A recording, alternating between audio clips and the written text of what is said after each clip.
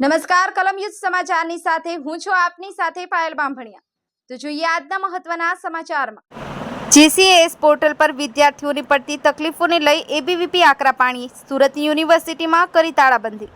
નીટની પરીક્ષા સર્જાયેલ છબરડાને લઈ અને વિવાદ ચાલી રહ્યો છે, ત્યારે સુરતમાં જીસીએસ પોર્ટલ પર વિદ્યાર્થીઓને થતી તકલીફોને લઈ નવું જ આંદોલન શરૂ થયું છે।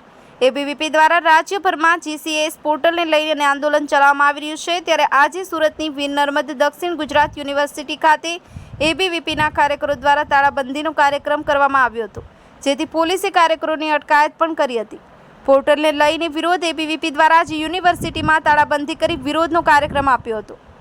ખાનગી કોલેજની મનમાની। એબીવીપી દ્વારા કહેવાયું છે કે શૈક્ષણિક વર્ષ 2024થી રાજ્યની 15 સરકારી યુનિવર્સિટીઓમાં કોમન એડમિશન પ્રક્રિયા ચાલી રહી છે। આ પ્રક્રિયાના પહેલા દિવસથી વિદ્યાર્થીઓને વિવિધ તકલીફો પડતા કાર્યક્રમનું આયોજન કરવામાં આવ્યું છે। ખાનગી કોલેજીસ પોતાની મનમાની કરી રહી હોવાના કિસ્સાઓ સામે આવ્યા હતા। જીસીએસ પોર્ટલ પર અનેક ખામીઓ હોવાની ફરિયાદ ઉઠી હતી। બ્યુરો રિપોર્ટ કલમ યુદ્ધ સમાચાર રમેશ સત્યની સાથે।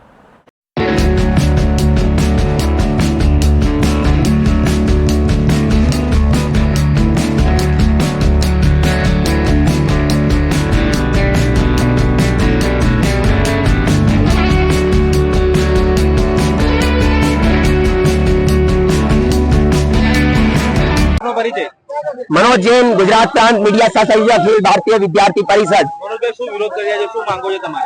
आज आखा गुजरात में राज्यव्यापी आंदोलन चाली रही है અને જે જીકાસ પોર્ટલ છે જે એકદમ નિષ્ફળ રહ્યું છે એડમિશન પ્રોસેસ જે છે એની અંદર અને જે કોલેજના જે વિદ્યાર્થીઓ છે એ એટલા ત્રાસેલા છે, એ લોકોને એમ છે કે હવે અમારું એડમિશન નું શું થશે, અમારું ભવિષ્યનું શું થશે।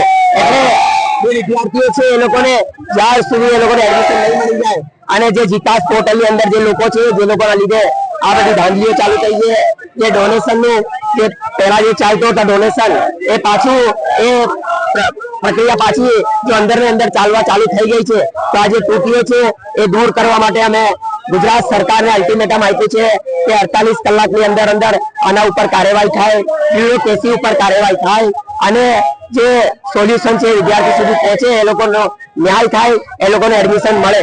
અને જો નહીં થશે તો 48 કલાક બાદ ઉગ્રમાં ઉગ્ર હજુ ઉગ્ર કરીશું। આજે તો ઉગ્ર છે, હજુ ઉગ્ર કરીશું।